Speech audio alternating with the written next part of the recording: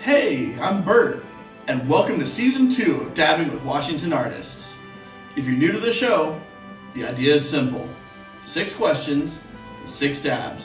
So pull up a chair, light your torches, as we interview the artists that make Washington, Washington. Jess Grant here. I've got an album. You can listen to it. Go to jessgrantsongs.com. This is called The Tastiest Combo. So glad to be on the show today, here in the month of February. Dabbing with Washington artists. We're going to dab some, and hopefully at the end, which is now, I will still be talking, which apparently I am. For today's series of dabs, we will begin our smoke session with a blue steel, an ice cream cake, and a crunch berries, and we will round out the session with a bitch fuel, dirty white girl, and a Tropicana punch. Hey everyone, I'm Bert. We are Immature Stoners, and this is Dabbing with Washington Artists. And today we are rejoined by a familiar face, Jess Grant.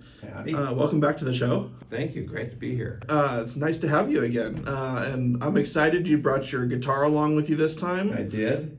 So stay tuned. We're going to have some musical interludes today. Yes, indeed. But all that said, are you ready to get stoned? I am. There you go. I am, yes. All right.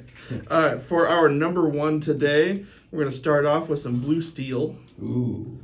You know, for the Zoolander fans out there. Blue Steel is an indica-dominant strain developed in Washington and is known for its cerebral high and tendency to leave the smoker feeling couch-locked and sedated. We found a gram of this sauce at a shop on Broadway in Everett.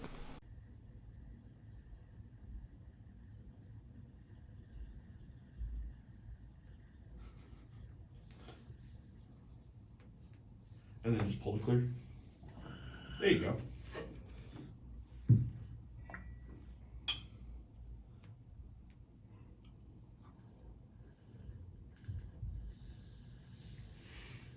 All right. The first thing we like to ask everyone, and we've asked you this before. Sure. How does cannabis play into your creative process? Well, that's a hard one. I remember being stumped by that question last time. I think I'd be ready for it this time. It's an integral part of my life anyway, but my life is a creative life. So, I'm retired, so I don't have to worry about, going to the job where I got to stay straight. So I can actually stay home and write songs. Okay. And cannabis is a part of that. I smoke pretty much every day, so it's, to me, it's just it all goes together. Okay. I'm a creative person, and so I'm drawn to songwriting.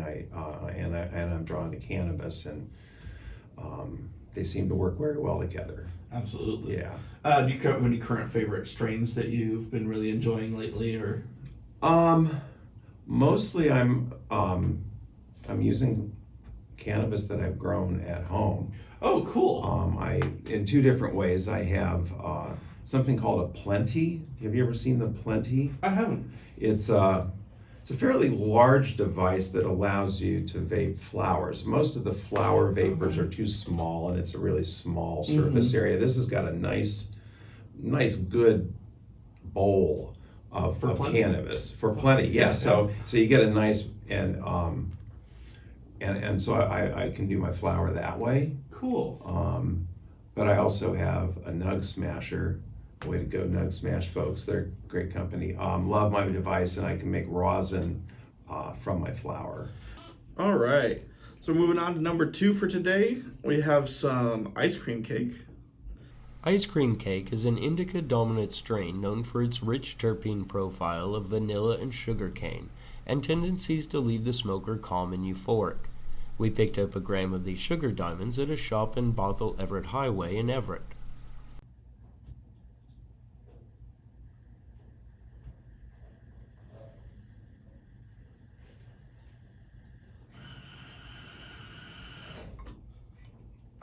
That one looks a bit less strenuous than the first one there.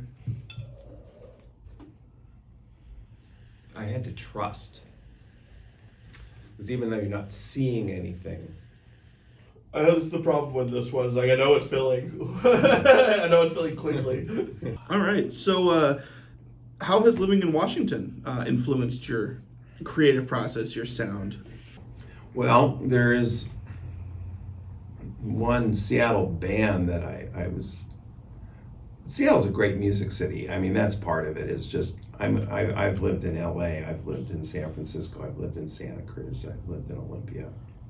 They all have music scenes, and Seattle's right up there with the best of them. So, you know, I was doing shows and I met people, and so a lot of it's being here is about being in a community. Inevitably, you know, you end up having a lot of musician friends, and we went to the Hidden Door on Aurora Saturday night. Checked out some friends down there. So, I mean, that's part of what makes it local is that you're in that community. Absolutely. The Gits, one of my favorite Seattle bands. I am a big Joan Jett fan. Sure. In fact, I fronted a Joan Jett tribute band called Jet City for about 4 years. That's great. People weren't quite sure how that was working, right? But you're a guy. It's like, yeah, but it was 4 of us. We just loved her music. But I mean, they have Hell's Bells too. Yeah, and that's kind of what was my inspiration. Yeah. I thought, you know, if they can do AC/DC, Yeah. why can't I do Joan Jett? Why not? Well, it turns out there's a difference though. They had something going for them that I didn't have going for me. That's fair. Besides being awesome musicians, they are really good players. And you know, I loved. We just, those of us in the band, we just loved her music and we just played it with all our hearts. So, but she got involved with the Gits after Mia Zapata was killed. The band had broken up and she stepped in and helped them raise money to do an investigation into Mia's murder. And then part of that was touring with the remains of the band, doing the Mia Zapata part with the rest of the band. They did a West Coast tour and raised a bunch of money for the investigation. So I always thought that was very cool of Joan. That is interesting. And it's kind of a local connection of Joan with Seattle. Sure. That you might not know about. What else do I love about Washington and its music? You know, I think how can you not be affected by sort of the environment, the blues and the greens and the grays, Mm-hmm. like that. Somehow that leaks into your music, certainly your wardrobe. Yeah. I don't know what you're talking about. I wear a lot of blue and gray, but A lot of dark clothing here in Washington. you know, there's I don't love everything about the Washington music scene. Like I just find it still very odd how audiences usually just stand there with their hands in their pockets. I can see that at certain shows, yeah. You know, I'm probably going to the wrong shows and the wrong clubs. I'm sure there's places in Seattle where people are dancing their asses off. Sure. But I just don't keep running into them. So, you know, there's a kind of a sedate feel to the scene. I like a little more dramatics in my rock and roll.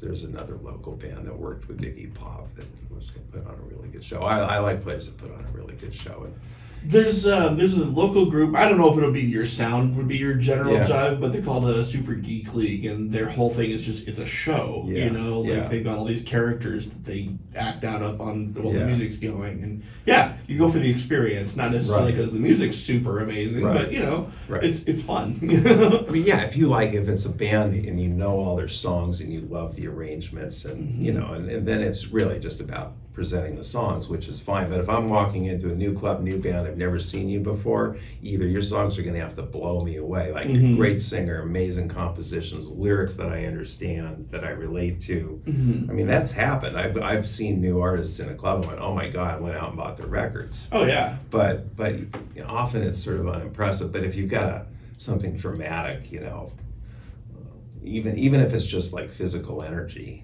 Yeah. moving around and jumping a bit, Yeah. you know, that's fun. Hell yeah. I got one foot in punk and one foot in folk music. All right. So for our number 3 today, we have some crunch berries. Crunchberries is an indica-dominant hybrid with a distinct taste of crunchberry cereal and is known for its tendency to leave the smoker feeling relaxed but not couch-locked and sedated. We picked up a gram of this sauce at a shop in Capitol Hill.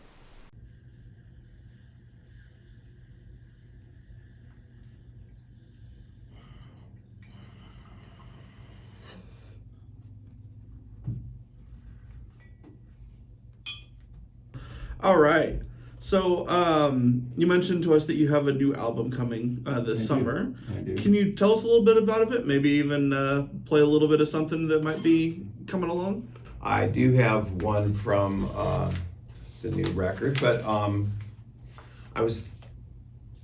maybe we could play the new song later because I'm in tune without the capo right now. Sure. If you want to just maybe talk a little bit about it, we can. I don't know much about it. I know that I've got lots of songs that I really want to record. I'm excited. I haven't decided on a studio yet, and I don't. Okay. And often that determines who the players are going to be. At this point, I'm just kind of pre-producing the songs, which means getting them as good as I can get them. So I'm spending some time rewriting them and getting feedback on them and taking to a songwriter's circle that I go to and just fine-tuning that. Okay. But I really liked working with Joe Reinecke at Orbit, this last one, the Tastiest Combo. For those of you, we've got his album right here. You guys can see it from his previous visit. And you can listen to that on Spotify. But Joe, it was really interesting making that record because Joe's the producer. He's got an amazing track record. He was with Alien Crime Syndicate in the aughts, had his own band, toured and stuff. But his studio was in Pioneer Square, and we were going down there during the pandemic. And downtown is sort of emptied because of the pandemic. Right. So I'd kind of go down to this ghost town and meet him down there. He's since moved his studio way down to the south end, and I don't know if it's Burien or somewhere like that. I know the area though. Pretty far south.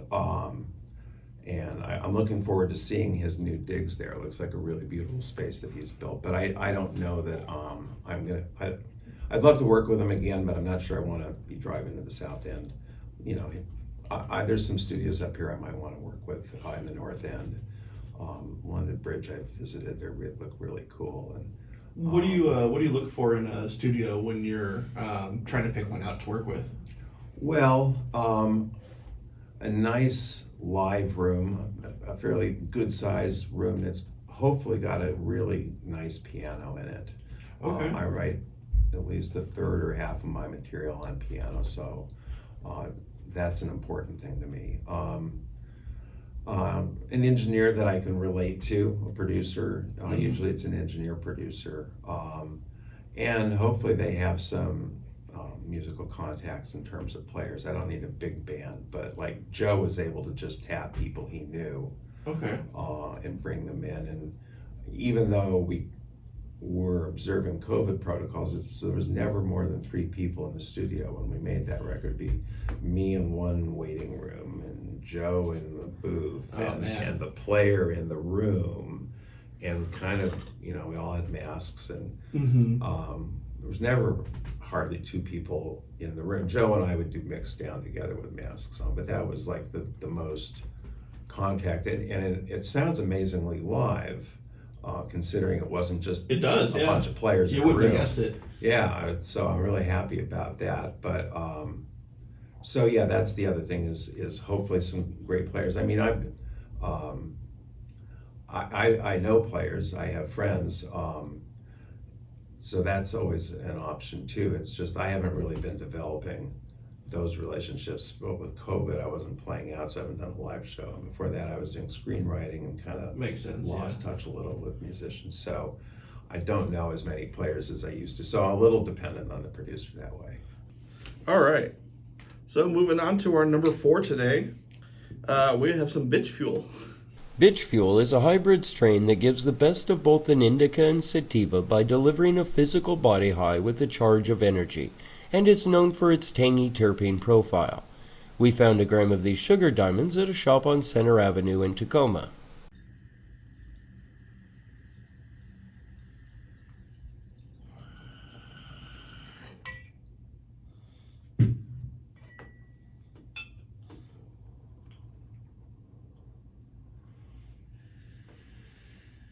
So you kind of described yourself as being kind of like, you mentioned the pop, or so the punk and folky. Sorry, that cough caught me late. But how would you say your sound has changed or developed over the past years? Like, where did you start, and how have you changed? I think I started back in high school too complicated. So for many decades, it felt like I was kind of simplifying my sound and being more comfortable with just some of the old familiar patterns, and like not worrying about like the more jazzy, complicated stuff. And as I felt like that was more accessible and more poppy. And but then in the last decade or so, I feel like I've kind of gone back more to, and I don't mean real complicated jazz stuff. I'm talking about like more complex. I was influenced by Elton John, David Bowie, where there's some composition involved in more than 3 chords, and just Right. a lot of piano-based stuff. And I have a piano at home, and so a few new songs, a lot of them are on the piano, and that just gives me a lot more melodic and harmonic kind of opportunities to step outside the 1-4-5 chords. And so I guess I'm enjoying going back to a little more, not exactly sophisticated, but more surprises. I like to drop in a surprise rather than always have it be a chord you expect. Sure. So trying to do a little more of that. And how can you talk a little bit about how you feel like you're the punk and the folky kind of stuff marinates together? Well, they're both ostensibly, from the ground up, they're both about people power and workers, and typically take the side of the underdog, and have simple music, and it's as much about the story and the energy and the passion as it is any kind of musicianship. Though there are great musicians in punk and folk music. Sure. Probably more in folk. I mean, in folk you can be a really good guitarist like Richard Thompson and still play folk music. Oh, sure. Kind of. Other than like fronting the Joan Jett band, that's probably the closest I came to punk. She's more pop punk. But we turned it up and played some fast songs, and that was fun. I think actually we played one festival that was like a punk festival, and we were a little older than everybody else, and then we were getting the side eye like we weren't really punk. We were doing these Joan Jett songs that we didn't care. And that's fucking punk right there. But I've done a lot of labor music. I've done plenty of shows with just me and my guitar, and I organized a show in Centralia a couple of years ago to commemorate the 100-year anniversary of the Centralia Massacre, which was this labor event in Centralia. See, I hadn't even heard of that one. Yeah, you probably heard of the Everett Massacre. Yes. Similar, was like the year afterwards, and it was a shootout. People died. Somebody got lynched. Oh, jeez. Awful stuff. Deaths on both sides. The American Legionnaires attacked the Wobbly Hall, and the Unionists fought back, and people died. See, I love learning little bits of history, especially about where we live. Yeah. Pretty amazing. I love that can be done through music. But that was 3 folk musicians. It was Linda Allen from Bellingham and Mark Ross from Eugene, Oregon. Mark used to tour with Utah Phillips, who's a pretty famous labor troubadour, and okay. So that was definitely a folk music show, and I mostly played original stuff. But then we did a bunch of the old labor songs together too. That's cool. Yeah. Okay, so you'll probably object to the name of this one too then. we don't really pick these on purpose, particularly. we can hate the names together. Disclaimer. Yeah. But we got some Dirty White Girl for our for our number 5. You see, but it's a nice sativa though. Dirty White Girl is a sativa-dominant strain that delivers a surge of energy and tends to leave the smoker feeling chatty and social, and it is known for its sweet, citrusy smell and taste. We picked up a gram of this crumble at a shop in Capitol Hill.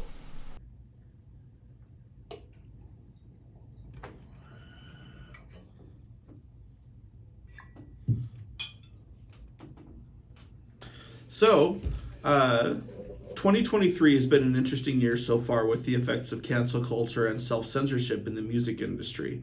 What are your thoughts, and how do you hope to see things change in the future for music? Well, it's not just music, it's all the arts and politics in general. There's, some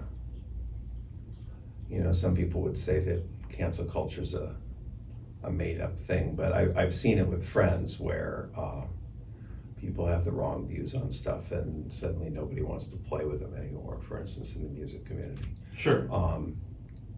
And I think a lot of people just don't say what they think about a lot of things, and I think that affects artists. I think comedians are particularly important in times like this because there's a little more leeway to say the things you're not supposed to say. Sure. And so Bill Maher and Ricky Gervais and Dave Chappelle and people that are kind of willing to just go where most people just don't feel they're comfortable doing, Right. People lose jobs and get hounded out of academic positions for thinking the wrong way, and I just think that affects the arts, and I've got a couple songs I can't play in public. I just wouldn't play them in public. That's, I get that. And you mentioned you have a song about? I do. This is off the last album, Tastiest Combo. It's called Open Season.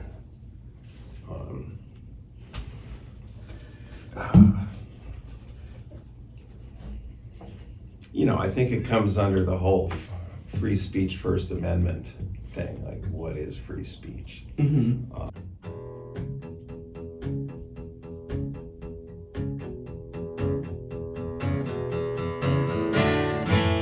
Sticks and stones will break my cell phone. Your usernames will never hurt me.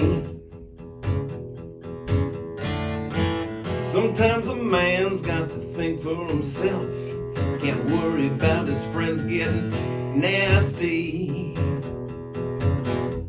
They hated my tweets, so I'm out on the street. They doxed me, I'm out of a job now. My Facebook post got hated the most. I guess I better learn how to kowtow.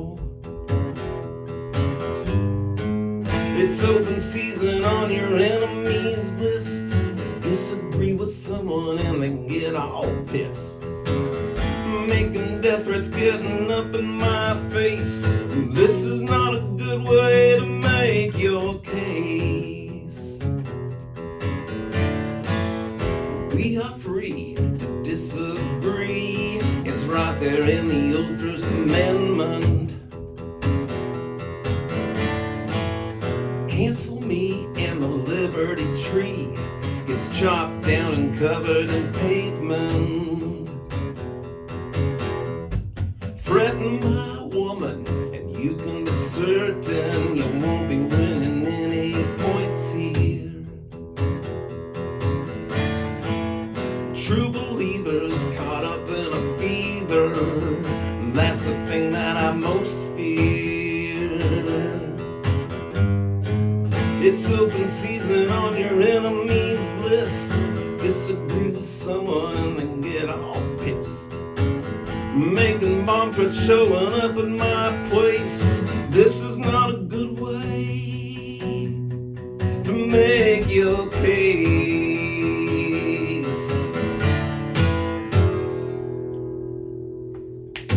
Hell yeah. Yeah. That was fucking great. That was great. But yeah, I mean, I can totally feel that. Like, we need to be able to have that discourse. It has to be able. We can't shut everything down just because we uncomfortable with the topic. Whatever it is. And we could list half a dozen things that people kind of are a little edgy about talking. Sure. Everybody's kind of shutting down a little bit, and it's easier because we're isolated more at home with our screens and stuff. And so it's great to have face-to-face, It really is. And the last few years have been difficult. It's nice things are kind of opening back up again. Yeah. All right, so for our last dab of the day, we've got some Tropicana Punch. Tropicana Punch is a hybrid strain with a complex terpene profile of citrus and sweet herbs, and is known for its tendency to leave the smoker giggly and feeling social. We picked up a gram of this sugary crumble at a shop on Center Ave in Tacoma.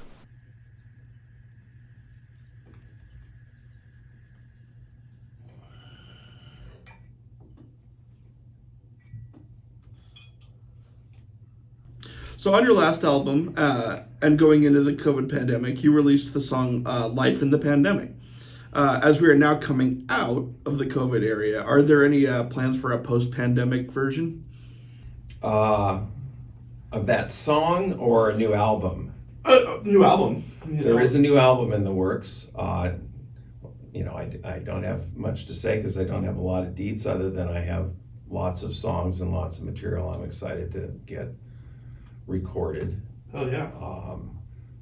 So yeah, I'm just working the songs at this point, but I do have a new one that I could play for you. Absolutely.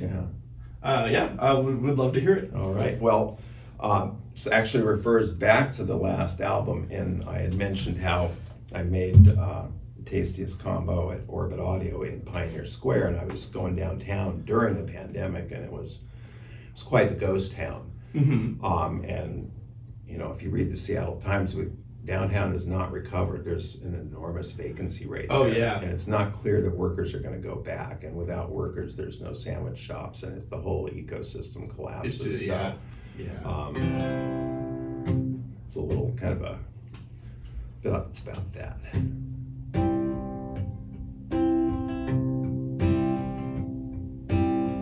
Walking through the streets of downtown, lots of folks just hanging around on street corners and bus shelters, ragged tents pitched helter-skelter, looking for a place to eat. Ain't nothing open on this street I'd settle for a corner store, any warm and welcome open door.